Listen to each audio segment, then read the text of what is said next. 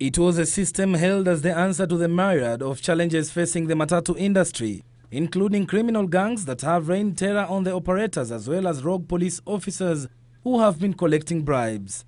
But its implementation is proving elusive, with operators as well as commuters failing to comply with the government directive requiring them to have started using the system by today. Jambo la kwanza, watu hawajafunzwa kuihusu kuitumia.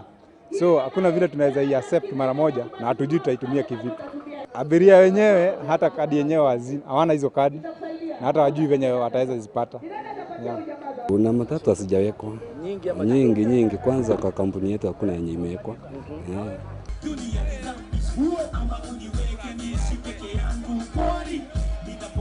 Speaking during the launch of Prepare Card, Transport Cabinet Secretary Engineer Michael Kamau said the government will not be extending the compliance deadline. One of the pledges by the Jubilee government is the transformation of the transport industry in the country to restore sanity and make it more efficient, safe and reliable.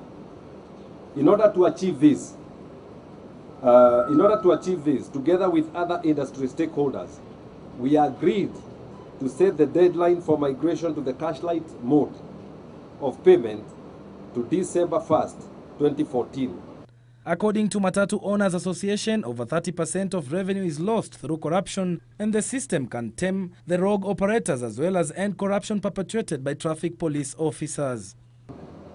This is a time a Matatu owner will realize his proceeds or revenue collected in full. We always have stories. We have a book that is written when somebody collects money. We have stories. We see boys, the boys mtakaukiwa. We see kanjo mtakaukiwa. We see many other stories that actually justifies the losing of close to 30% of revenue collected. A spot check within the city, however, reveals a disconnect between proponents of the system and those opposed to the cashless payment system, with most commuters and Matatu operators appearing uninformed about the new concept. Yeah, it's very important because you'll find that hakuna venye makanga tena na change yako. Ndio. Currently, I don't know how it operates, but I'm looking forward to know about it. Yeah. Na bado matime mtu mwingine anakosa kuchukua kadi juu si kila time yeye travel, so anaona kuchukua kadi yake hiyo do.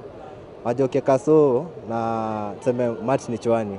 Ukikaa hiyo so ubaki na chwani nyingine kwa kadi. No chwani ukiwa nayo cash unaweza tumia kufanya kitu kingine. So ndio hapo kuna mimi nataka hiyo kadi iendelee. Nitolewe haraka sana hata ngale za kwenda reserve. Sababu wale wanapinga hiyo kadi wanakaa kwa maofisi. Akitoka hapo anaingia ngari yake anaenda nyumbani. Hajui tunahangaika. Kukinyeza kidogo Nairobi pesa ni kama kumenyesanga pesa. Ngali zinaongezeka.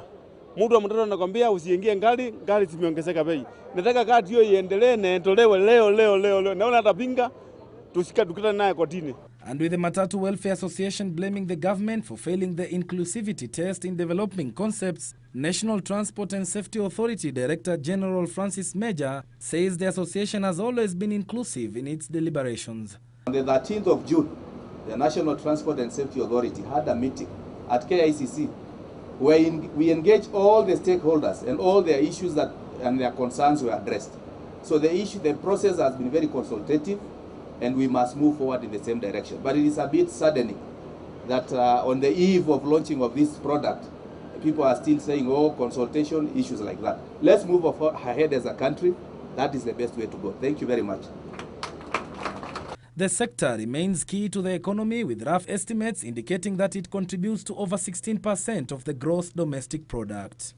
Today, the 1st of December 2014, was to officially mark the first day of the introduction of cashless payment system for Matatu industry in the country. But a spot check around Nairobi shows most commuters are not aware of this, and maybe the government will have to make more effort and more time is needed for this noble cause to be achieved. For Channel 1 News Hour, I'm Ron Cliff Audit.